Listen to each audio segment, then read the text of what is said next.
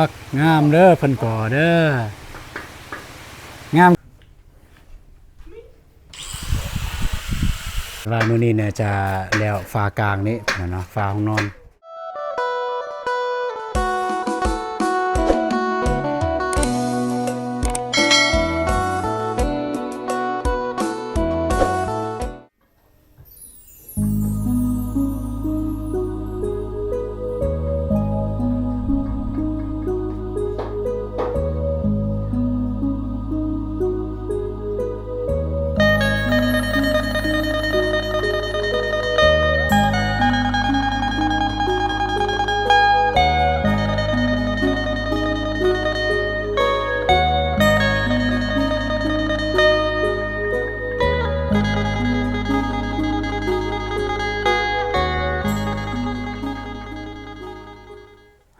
พี่น้องเปิดภาพมาก็อยู่บ้านคือเก่าเด้อพี่น้องเด้อ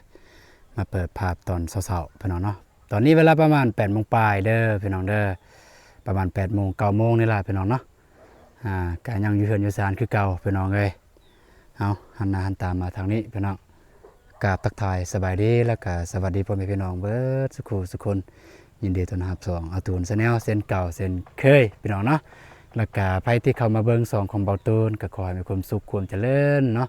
ก็อย่าเจ็บอย่าจนพี่น้องเอ้ยไปพี่น้องเดี๋ยวเบาตูนก็สิพาไปอัปเดตให้เบิ่งพี่น้องหลังจากที่เฮ็ดเมื่อวานนี้แม่นก่อสำเร็จฝานึงฝาเบื้องนั้นยังอีกฝาเบื้องนึงแต่ว่ามื้อนี้มาเบิ่งกันว่าแล้วหรือบ่พี่น้องเนาะแล้วก็ทีมงานเฮ็ดอันหยังแน่ในตอนเช้ามื้อนี้เดี๋ยวเบาตูนพาไปเบิ่งไปส่งน้ำกันเลยพี่น้องเนาะไปนี่ที่เบาตูนมาถ่ายทุกมุมเมื่อกี้นี้ก็อยากให้เบิ่งว่าแต่ละมุมแต่ละแจ้เพื่อนเบาตูนน้องบองเป็นแนวใดให้พี่น้องได้เบิ่งนำกันก็ประมาณนี้แหละพี่น้องเนาะต่างแต่ว่ายังบ่ทันได้แล้วซื่อก่อนสิเข้าไปอัปเดตเบาตูนอยากถามพ่อแม่พี่น้องเนาะสำหรับด้านหลังเรือนครัวนี้เฮาควรเฮ็ดแนวใดพี่น้องมีประตูบ่หรือว่ากันปิดเลยก่อปิดเลยทั้ง2ล็อกนี่กับล็อกนั้นเนาะถ้าคือแผนเบาตูนว่าอยากเฮ็ดเป็นดิวพี่น้องเนาะเป็นดิวอันนั้นเป็นแบบนี้เป็นดิวแบบสลับเข้ากันจังซี่แล้วก็จังซี่สลับเข้ากันแต่ว่าเรือนค่อนข้างสูงแน่จักหน่อยแต่ยานฝนตกแล้วมันสิผะใส่ก็ว่าพี่น้องเนาะยานว่าฝนตกแล้วมันสิผะใส่นั่นคือสาเหตุที่เบาตูนก็เลยคิดว่าสิก่อปิดเลยพี่น้องสำหรับเรือนครัวมันสิก่อปิดเลยไป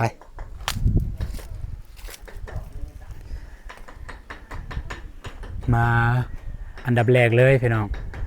อันดับแรกเลยก็คือฝาเบื้องนี้สำเร็จแล้วก็เรียบร้อยแล้วเมื่อวานนี้ก็แต่ฝาแต่ล็อกอันนี้ก็ล็อกอันนี้ก็ยังบ่แล้วปฏิมาซ้ำมื้อเช้านี้อันนี้ก็มื้อเช้านี้พี่น้องเนาะ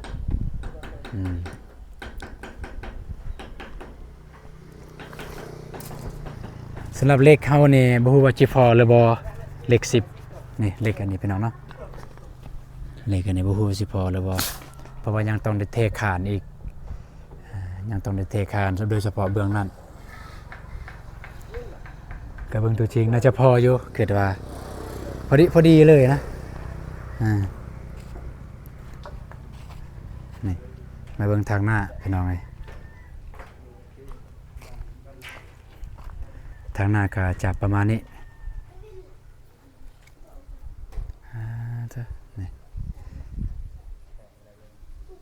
พอดีมื้อนี้ก็มันเฮ็ดคือฝนสิตกอยากให้มันตกอีหลีพี่น้องเพราะว่าบ่ตกหลายมื้อละมันบ่ได้ตกหลายมื้อแล้วนี่เมื่อวานนี่ค่อนข้างว่าแดดแต่มื้อนี้นี่บ่ได้แดดเป็นจุดเป็นบอนแล้วก็ห่มเป็นจุดเป็นบอนเบิ่งแต่เมฆก็เป็นก้อนอยู่อยากให้ตกแน่จากมื้อ1 2มื้อเพราะว่ายังยานมันกาแฟมันสิตายพี่น้องกาแฟเฮาปลูกใหม่กาแฟน้อยจังซี่ยานมันสิตาย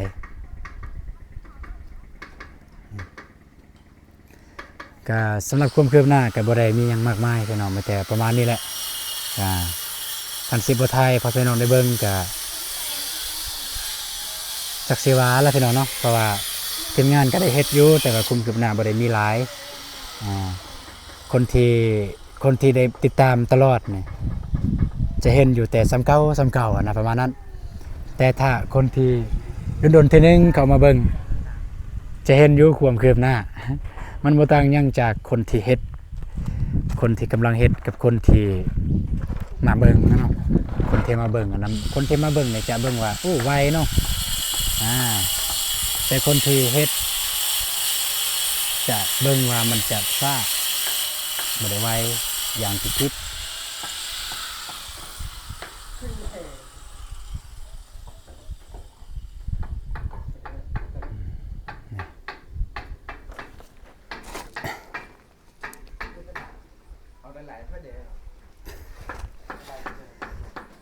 สำหรับมื้อนี้ก็มา4คนพี่น้องเอ้ย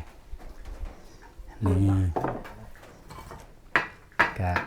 นำทัพโดยอ้ายของบ่ตูนคือเก่าแล้วก็อันนี้มาซอยมือแรก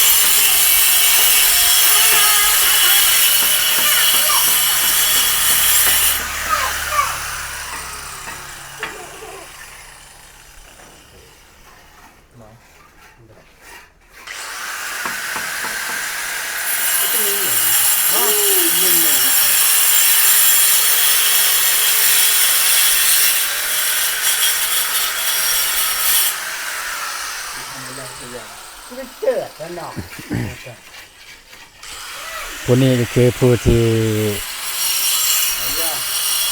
เพื่อนใกล้ๆเพื่อนประตูนเป็นน้องชายของเล็บไพ่ผู้นี้กับผู้นี้เพื่อนติดกันเอ้าฝนมาแล้วสาธุให้มาแล้วให้มาอีหลีให้ตกชั่วโมงนึงซะว่ายานกาแฟมันสิตายพี่น้องไปเป็นอื่นดอกเจอแล้วนะนี่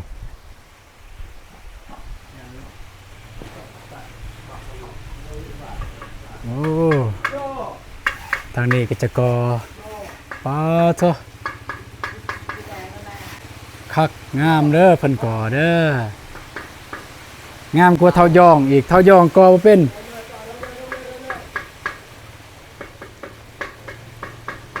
อันนี้มันซื้อลิงเด้อพี่น้องเด้อพวกนี้ระดูหมดเนียงละระดูหมดเนียงละไม่เลยตามเสาเท่าเลยเคาะเลย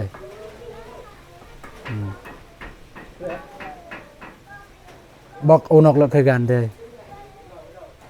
บอกไอเองนะเองนอกเองหน่อยหนึ่ง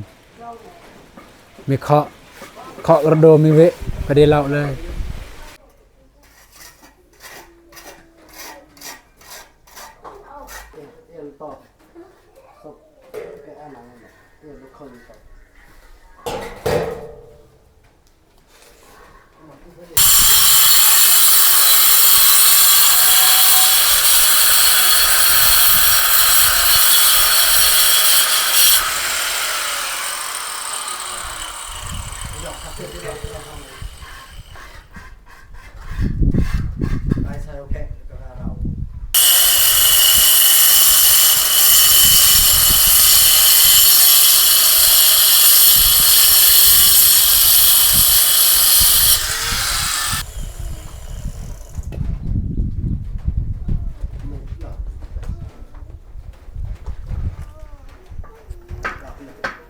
ขาดว่ามื้อนี้เนี่ยจะแล้วฟ้ากลางนี้เนาะฟ้าห้องนอน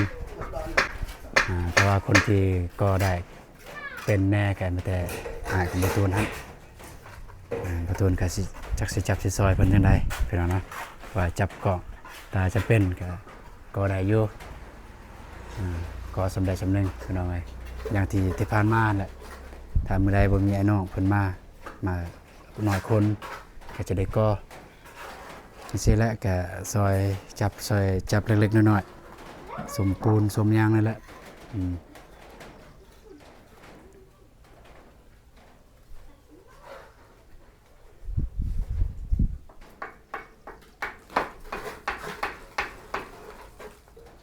ตัวนี้อยากจะ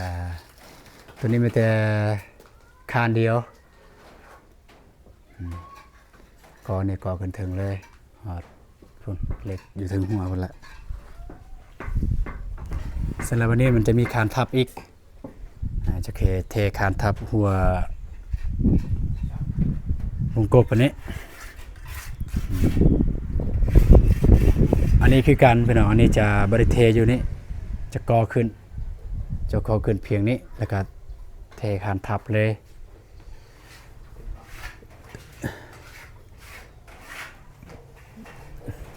ผมไม่พี่น้องรู้สึกบ่ว่ามือนี้ว่าคลิปตั้งแต่คลิปเมื่อวานนี่แหละบ่ซูมมีเด็กน้อยพี่น้องเพราะว่าบ่ให้เด็กน้อยเข้ากล้องจะบ่มีเด็กน้อยเลยบ่กล้าถ่ายเด็กน้อยเพราะว่า FC ก็หลายคนคอมเมนต์ว่าบ่ให้ถ่ายเด็กน้อยเด้อ FC เพิ่นว่า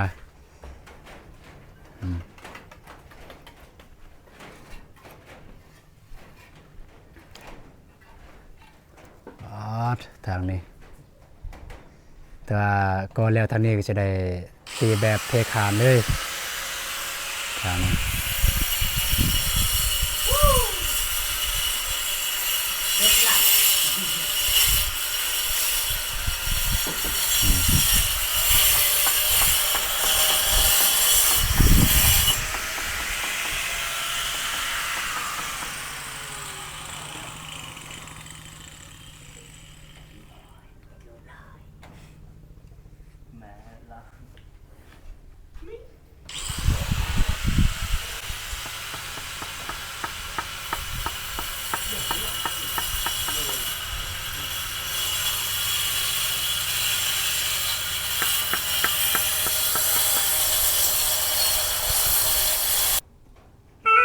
อันนี้โซนอันนี้ก็มาถึงหัวจะส่วนแล้วเนี่ยแสดงว่าส่วนใกล้ๆอันนี้มีเห็นไว้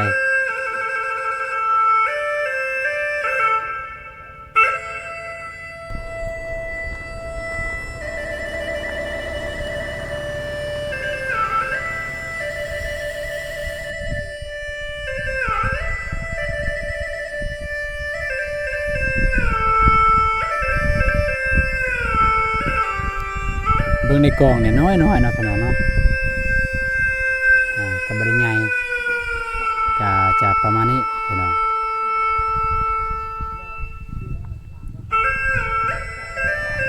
พอดีมี FC คอมเมนต์ว่าให้บ่ตูนไปถ่ายแบบวิถีชีวิตชาวบ้านเพิ่นว่าบ่ตูนก็ยังพาเวียกอยู่เดี๋ยวถ้ามื้อใดว่างๆสิถ่ายชีวิตชาวบ้านจากคลิปหนึ่งหรือ2คลิปให้พี่น้องได้เบิ่งน้ำกันว่าอยู่บ้านนี่หลักๆแล้วชาวบ้านก็เจ้าเฮ็ดหยังพี่น้องเลยคือยังประตูถ่ายตอนแรงๆเมื่อวานนี้เพิ่นว่าโอ้บรรยากาศแบบนี้ม่วนเพิ่นว่าอยากเห็นคลิปแบบคลิปเต็มคลิปยาวว่าซั่นแล้วก็มี FC เพิ่นคอมเมนต์ว่า FC เพิ่นคอมเมนต์ว่าบ่ตูนเวลาถ่ายคลิปบ่ให้ถ่ายยาวเพิ่นว่าประมาณ30นาทีพอแต่ว่าหลายคลิปเพิ่นว่าซั่นก็เป็นการดีคือกันเนาะแต่ว่าอยากจะบอกสมมุติเฮาถ่ายคลิปยาวมากรณีเฮาถ่ายคลิปหลายคลิปในมือนึงเฮาต้องมีหลายเรื่องพี่น้องหลายเรื่องคือหลายเวียกสบายง่ายซะหลายเวียกนี่แล้วก็สาเหตุที่บ่ตูนแล้วก็ทีมงานถ่ายคลิปยาวคือแต่อย่างว่าในมือหนึ่งหันมี1เวียกหรือ2เวียกจะถ่ายรวมเลยแป๊บและหลักๆในเป็นถ่ายคลิปยาวคือก็เรื่องรายได้พี่น้องคลิปยาวยิ่งยาวสำใดแห่งดีแต่มันก็ขึ้นกับพ่อแม่พี่น้องผู้ที่เบิ่งคลิปอีกพี่น้องเนาะยาวสำใดก็ยาแต่พ่อแม่พี่น้องเข้าไปเบิ่งเพียงแต่เข้าไปเบิ่งซื่อๆมันก็ขึ้นวิวแต่อย่างว่าคนไปเบิ่ง10คนมันก็ขึ้น10วิวแต่ใน10คนหั่นเบิ่งบ่สุดมันก็คือเก่าพี่น้องมันเพราะว่า YouTube มันจะเฉลี่ยการเบิ่งอีกพี่น้องมันเฉลี่ยการเบิ่งเท่านั้นแหละที่สำคัญหลักๆก็คือบอลเบิ่งนั่นแหละที่จะได้เงินบอลวิวเนี่ยบ่ได้พี่น้องได้ก็ได้สิบ่หลายสิได้กับบอลคนเบิ่งบอลเขาเบิ่งเนี่ยสมมุติว่ามีคนเบิ่งตั้งแต่ต้นจนจบเลย แล้วก็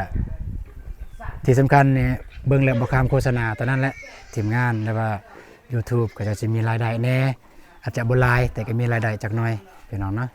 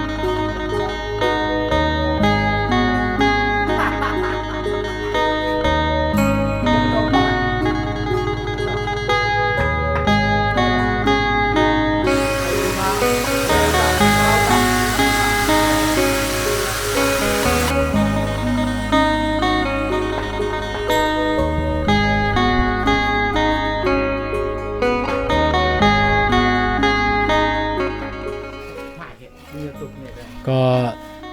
ให้มือกองเด็กน้อยเด้อพี่น้องเด้อบาดเตือนแล้ว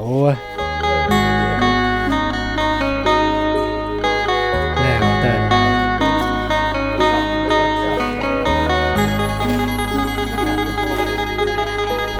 ก็พี่น้องแก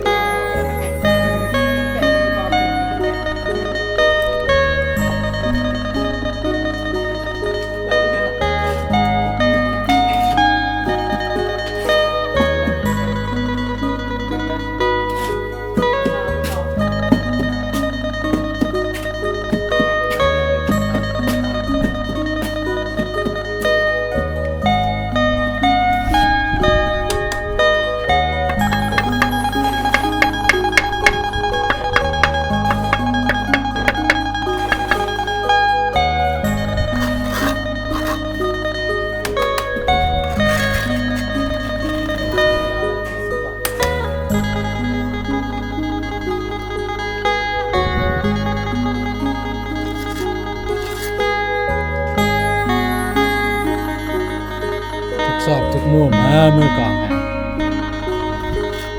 ยืนแต่มุมเดียว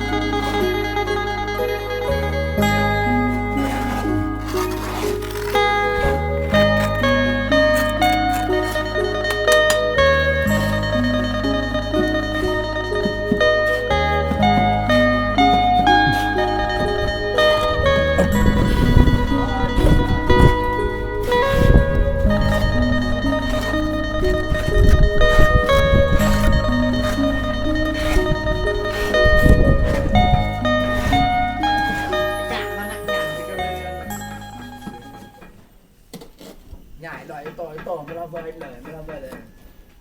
ก็เต้นนาตัวได้ยังเนี่ย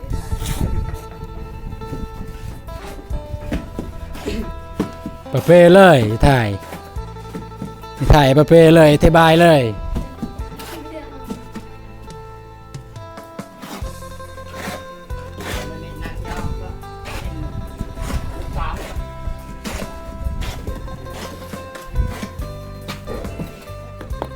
พุ่น มือกลองมือใหม่เด้อพี่น้องเด้อบ่ต้องถือสาเด้อให้ลานจับกล้อง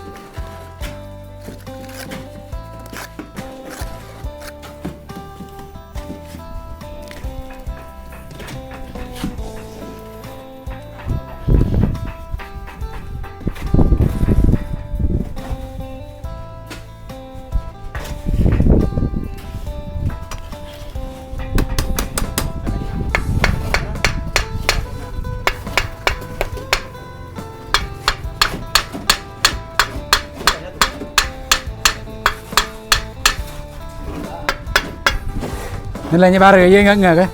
เยอะตังเลย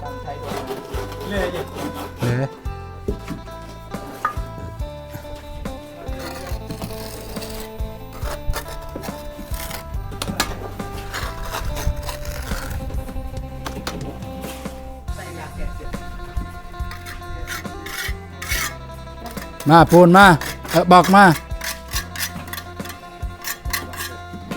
คิดว่าจะได้กอซ้ำ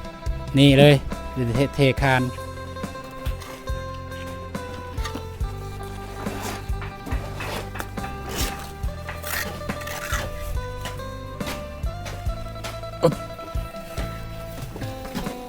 บัดเลยเล็งได้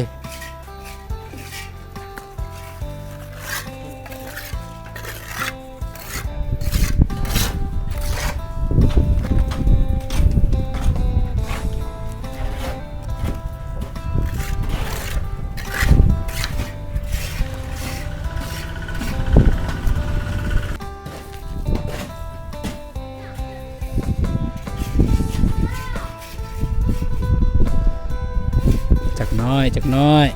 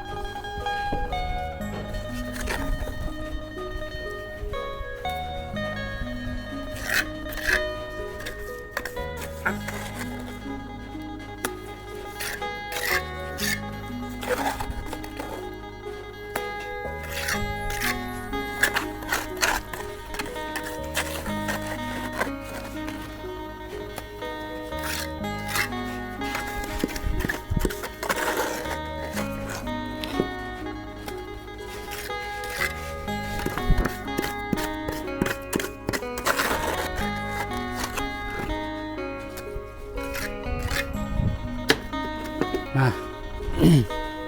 สิมังปูนลูกหยุดดอกเลย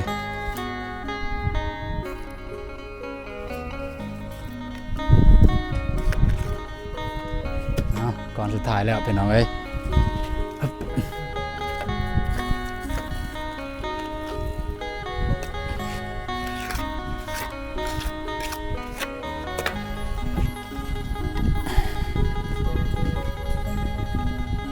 เอา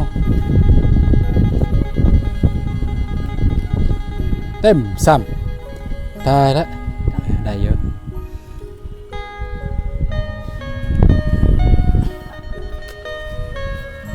ได้เยอะ อ้าวเป็นเด็กครับ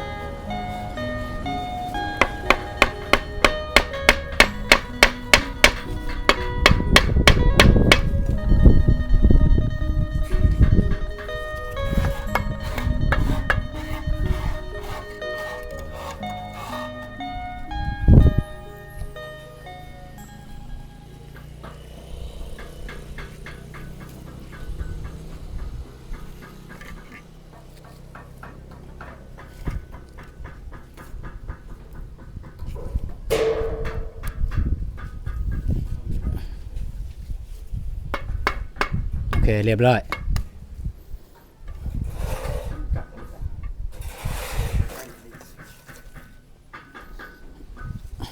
บัดอะไรอ่ะ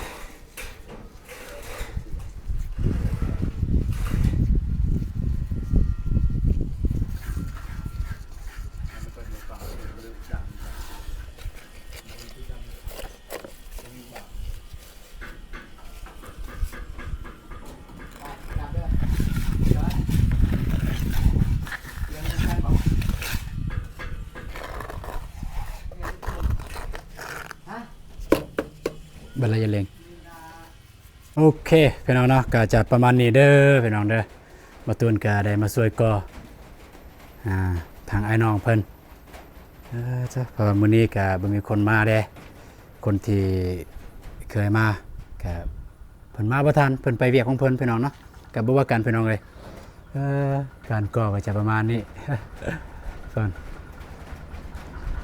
นี่มื้อแรกนี่คิดว่าน่าจะก่อฟ้านั่นก่อแล้วกำลังตอนนี้แล้วเทื่อมื้อแรกคิดว่าน่าจะเป็นฟ้านี้กับฟ้านี้ให้มันแล้วฟ้านี้กับฟ้านี้ซะมันแรงนะแล้วก็จะได้ตีแบบวันนี้ก็ยังแต่ทางล่างบาทนี่พี่น้องทางล่างทางข้างพุ่นนะพี่น้องเอ้ยไปพี่น้องไม่ได้ว่าสิพักผ่อนหากินข้าวกินน้ำก่อนพี่น้องเอ้ยไม่ได้ว่าเจอกันมื้อแรงเด้อพี่น้องเด้อตอนแรงเดี๋ยวบ่ตุนกระเสพเดทให้พ่อแม่พี่น้องได้เบิ่งนํกันพี่น้องว่าตอนแรงทางทีมงานเฮาได้เฮ็ดฮอดไซนี่แซ่นี่ก่อนแซ่ยัน